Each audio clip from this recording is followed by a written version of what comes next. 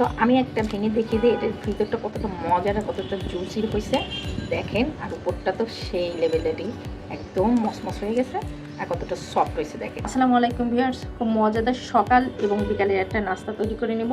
আমি এই নাস্তাটা তৈরি করার জন্য এখানে আমি 1.5 কাপ পরিমাণে ময়দা নিয়েছি। আপনারা চাইলে আটাটাও ইউজ করতে পারেন। এখানে আমি স্বাদ মতো লবণ নিয়ে নিলাম, পরিমাণ মতো সাদা তেলটা নিয়ে নিলাম। তেল আর ময়দা দিয়ে একটু সুন্দর করে মিক্সড করে নেব। মিক্সড করা হয়ে গিয়েছে, এখন আমি আস্তে আস্তে পানি দিয়ে একটা সুন্দর ডো তৈরি করে নেব।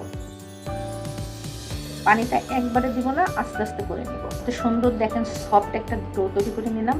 এখন এই ডোটা থেকে আমি সুন্দর করে লেচি কেটে নেব।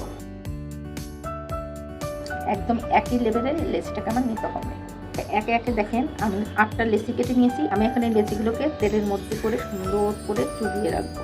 তারপরে কি হবে, আমার লেচিগুলো একদম সফট হয়ে থাকবে। এবার আমি রেস্টে রেখে দিচ্ছি। তো আমি নাস্তাটা রেডি করার জন্য কড়াইতে আমি তেল নিয়েছি আর তেলটা অলরেডি গরম হয়ে গেছে। এখানে আমি 2টি ডিম ভেঙে দিয়েছি। ডিমের ভিতরে আমি একটু চিলি ফ্লেক্স নিয়েছি। আপনারা চাইলে কিন্তু গোলমরিচের গুঁড়িটাও নিতে পারেন।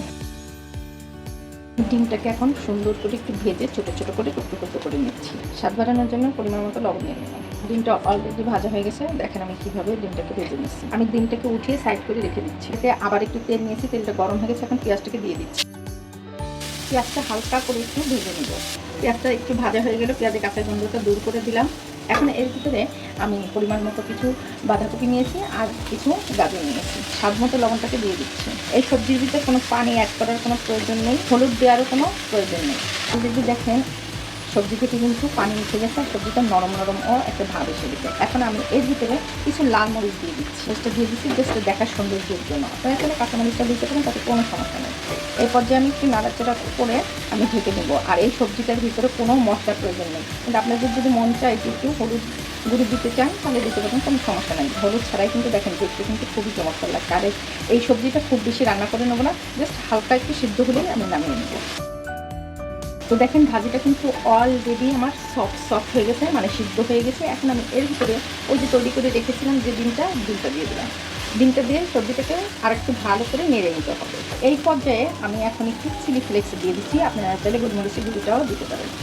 আমি এখানে 1 চামচ চিলি ফ্লেক্স দিয়ে দিচ্ছি। আমার সবজিটা অলরেডি হয়ে গিয়েছে। এখন আমি জাস্ট 1 থেকে 1.5 মিনিট সবজিটাকে আরেকটু নেড়ে চেড়ে নামিয়ে নেব।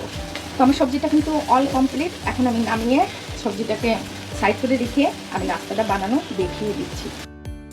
তো আমি ফিরে আসছি। এখন আমি নাস্তাটাকে বানানোর জন্য এখান থেকে একটা লেচি নিয়ে নিচ্ছি। বেলন দিয়ে করব, আমি সে বেলন দিয়ে ফেলেছি। এইভাবে আপনারা অল্প অল্প করে বেলন দিয়েও খুব সুন্দর করে পাতলা করে বেলে নিতে পারেন। তো দেখেন রুটিটা কত সুন্দর পাতলা হয়ে গেছে।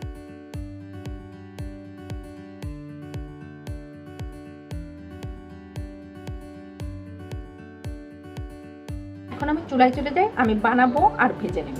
অলরেডি আমার ফ্রাই প্যানটা গরম হয়ে গেছে। এখন আমি আস্তে আস্তে করে নাস্তাগুলোকে ভেজে নেব। এ পর্যায়ে কিন্তু খুব বেশি তেল লাগবে না, জাস্ট মিডিয়াম তেলেই নাস্তাগুলো ভেজে নিতে হবে। এবং খুব আলতো আছে, বেশি আছে নাস্তাটা ভাজা যাবে না। অলরেডি কিন্তু এই পাশটা একটু সুন্দর একটা কালার এসে গেছে। আমি একটু উল্টিয়ে দিই। খুব আলতো করে কিন্তু উল্টিয়ে দিতে হবে, তাহলে ফোটা হয়ে গেলে সবজিটা বের হয়ে যাবে। দেখেন দারুণ একটা গোল্ডেন কালার এসে গেছে। আর এটা কিন্তু খুব বেশি ভাজা লাগে না, যেহেতু সবজিটা তো আমার ভাজা আছে।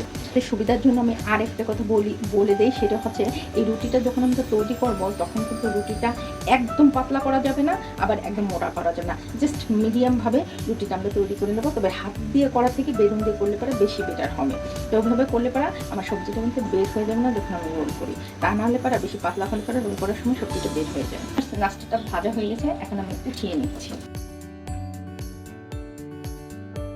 এইভাবে করে বাকি নাস্তাগুলো আমি ভেজে নিচ্ছি। দেখেন একে একে সবগুলো নাস্তা আমি ভেজে নিয়েছি। আর নাস্তাগুলো দেখতে দেখেন কিউট লাগছে, খেতে তো মাশাআল্লাহ বলার অপেক্ষাই রাখে না। তাতে যদি একটু সস থাকে তাহলে তো খাওয়ার স্বাদটা আরও বেশি জমে যায়।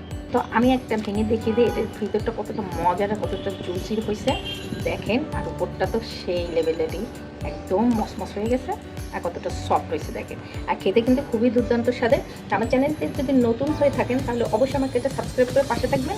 আর ফেসবুক থেকে দেখে থাকলে একটা লাইক এবং ফলো দিয়ে আমার পাশে থাকবেন। ভালো থাকবেন, সুস্থ থাকবেন। নতুন নতুন কোনো রেসিপি নিয়ে আবার সামনে হাজির হবো। আল্লাহ হাফেজ।